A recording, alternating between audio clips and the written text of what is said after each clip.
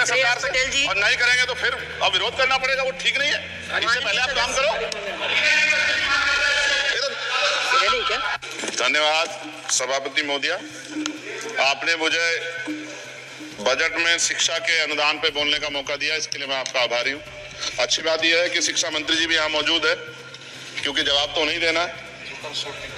महोदया, शिक्षा का बाजारीकरण रोका जाए, सरकारी शिक्षण संस्थानों में विधिवत उच्च शिक्षा की व्यवस्था की जाए, एक क्लास एक सिलेबस होना चाहिए, समान शिक्षा पॉलिसी लागू होनी चाहिए।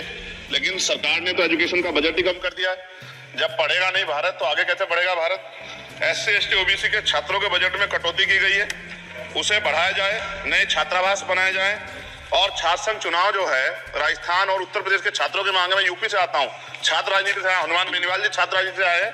हमारी ये मांग है कि छात्र संघ चुनाव बहाल कराए जाए, जिससे कि गरीब किसान का बेटा भी नेता बन पाए, अपने हकों के लिए लड़ पाए। SC ST के उच्च शिक्षा के लिए विदेशों में पढ़ने की व्यवस्था कराई जाए, जिसका अभी आंकड़ा बहुत कम।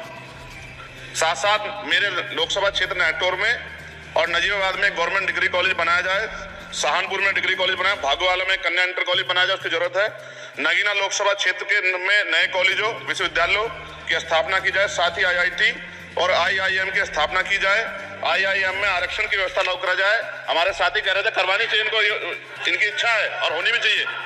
छात्रों को पोषण या विटामिन सप्लीमेंट भी दिया जाए और स्कूल कॉलेज विश्वविद्यालयों में SC ST OBC के रिक्त पदों को भरा जाए, जातिवाद को रोका जाए, बाल छात्राओं और महिलाओं के लिए कौशल विकास केंद्र खोले जाएं, घुमंती जातियों के बच्चों के लिए मोबाइल स्कूल चलाए जाएं, छात्राओं के लिए आत्मरक्षा और खेल के विशेष सुविधा उपलब्ध कराई जाए और महोदया SPQEM योजना को पुनः आरंभ किया जाए।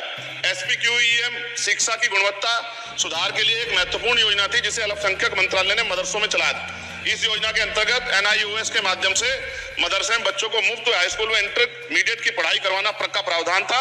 NIOS जो HRD मंत्रालय के अधीन चलने वाला एक ओपन बोर्ड है, इस योजना के तहत विद्यार्थियों को गुणवत्तापूर्ण शिक्षा प्रदान करता है। मैं खत्म कर रहा हूं। मैं एक मनुस्मृति आप शुरू कराना चाहते थे, गलत है, हम लोग इसका विरोध करेंगे और कोई इस तरह कदम उठाएगा, ये अच्छा नहीं है। साथ साथ मौलाना जौहर यूनिवर्सिटी थी महोदया रामपुर में, आप शिक्षा की बात करते, जो शिक्षा को बढ़ावा दिया आजम साहब, आप देखिए राजनीतिक कारणों से जेलें बंद कर दी हैं और किस तरह का उनके साथ अत्याचार हो रहा है।